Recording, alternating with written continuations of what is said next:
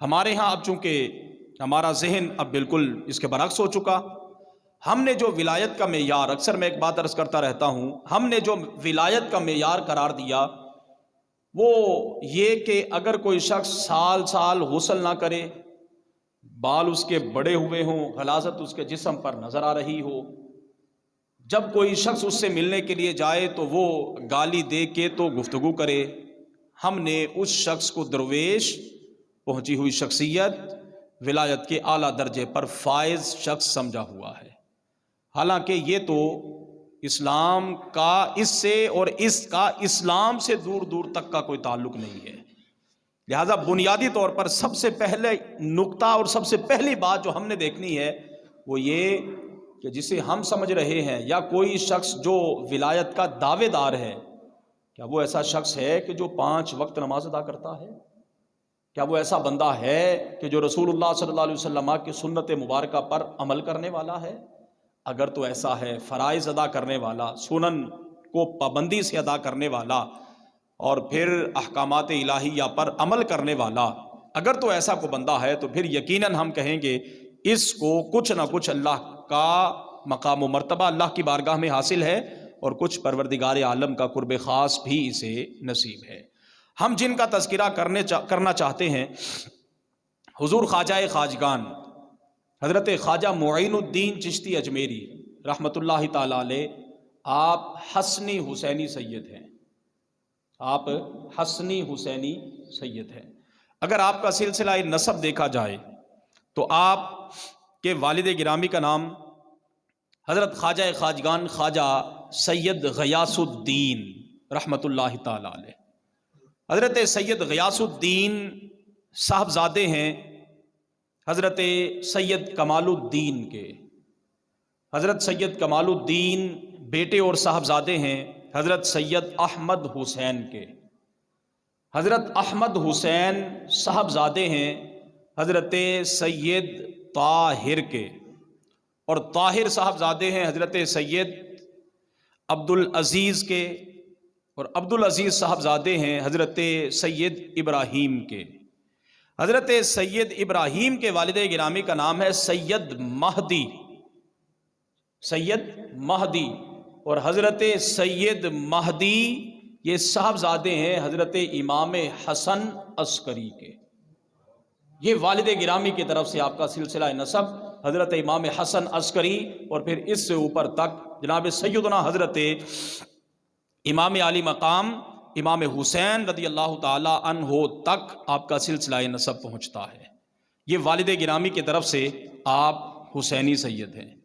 اور والدہ محترمہ کی طرف سے اگر دیکھا جائے تو آپ کی والدہ محترمہ کا نام ہے نور بی بی، حضرت خواجہ خواجگان خواجہ معین الدین چشتی اجمیری رحمۃ اللہ تعالی علیہ کی والدہ محترمہ کا نام ہے نور بی بی، وہ صاحبزادی ہیں حضرت سید داود کی، حضرت سید داود صاحبزادے ہیں حضرت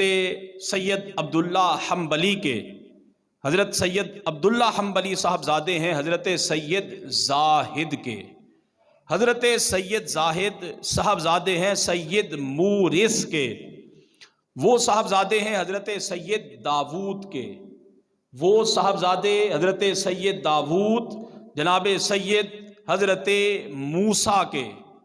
حضرت سید موسیٰ صاحبزادے حضرت سید عبداللہ کے، حضرت سید عبداللہ صاحبزادے ہیں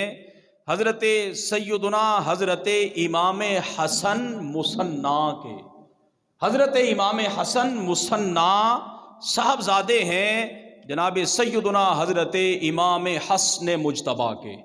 حضرت امام حسن مجتبیٰ صاحبزادے حضرت مولا علی شیر خدا رضی اللہ تعالی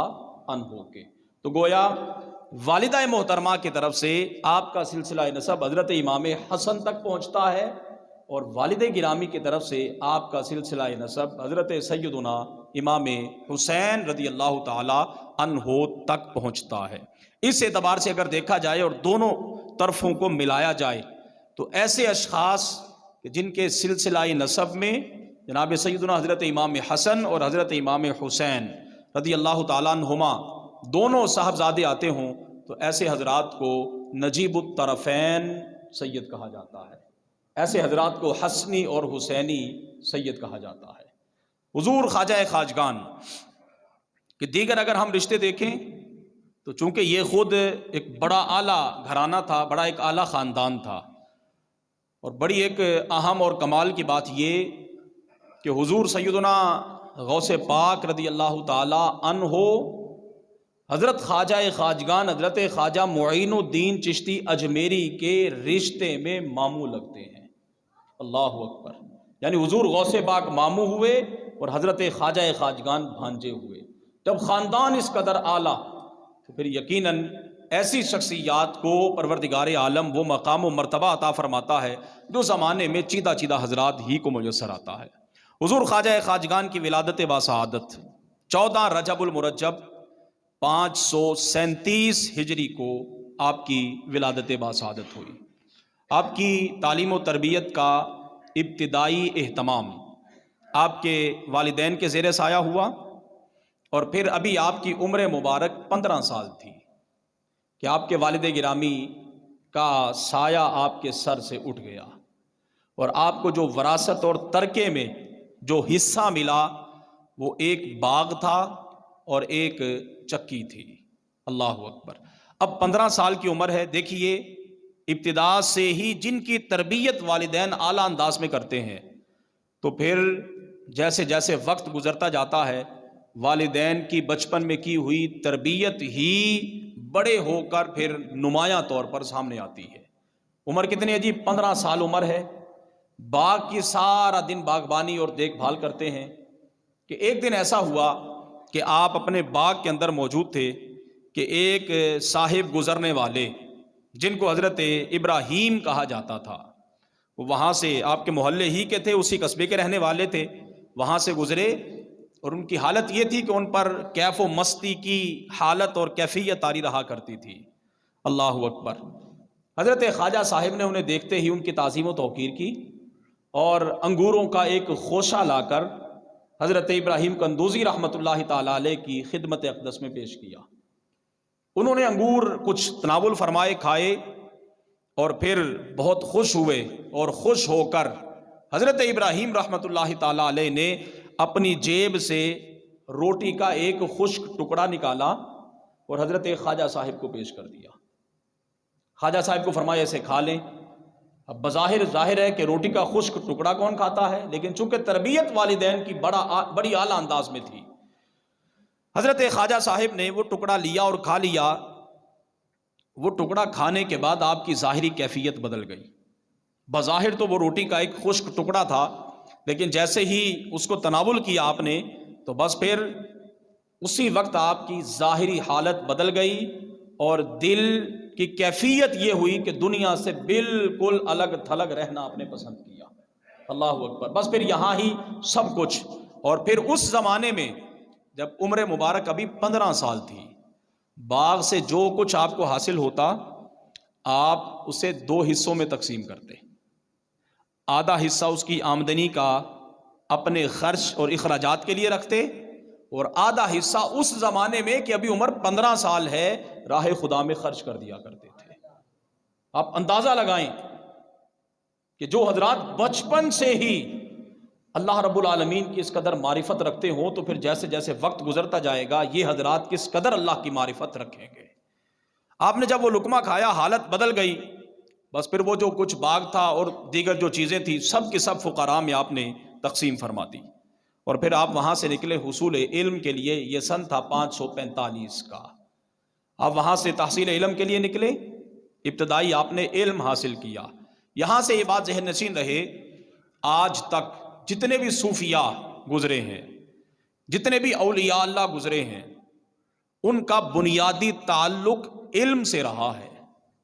ان کا بنیادی تعلق قرآن اور حدیث سے رہا ہے۔ ہمیں کوئی بھی تو ایسا صوفی نہیں ملتا، ہمیں کوئی بھی تو ایسا اللہ کا بندہ جس کو لوگ ولی کہتے ہوں نہیں ملتا کہ جس کو قرآن و حدیث پر عبور حاصل نہ ہو۔ اور کم از کم ولایت کے لیے یہ شرط ہے کہ جو شخص یہ دعویٰ کرتا ہے کہ میں ولی ہوں اسے کم از کم اتنے احکامات قرآنی آنے چاہیے کہ اپنی ضرورت کا حکم قرآن کریم سے وہ نکال سکے۔ اور اگر ایک ایسا بندہ ہو کہ جس کو سرے سے قرآن آتا ہی نہیں، جس کو صحیح طرح سے نماز ہی نہیں پڑھنی آتی، اور ہم نے اس کو غوث الاغیاث اور قطب الاقطاب کے مرتبے پر فائز کیا ہوا ہے، تو پھر کل قیامت کے دن پوچھا ہم سے بھی جائے گا کہ کیا تمہیں 2 آنکھیں نہیں دی گئی تھی؟ کیا تمہیں عقل و شعور نہیں دیا گیا تھا کہ تم ہر آرے غیرے کے آگے بس جھکتے جاؤ جھکتے جاؤ اور جھکتے جاؤ اور نذرانے پر نذرانہ پیش کرتے جاؤ؟ ہمارے ہاں جو طوفان بدتمیزی برپا ہوا ہے وہ یہ کہ نہ ہم ظاہر دیکھتے ہیں نہ ہم باطن دیکھتے ہیں۔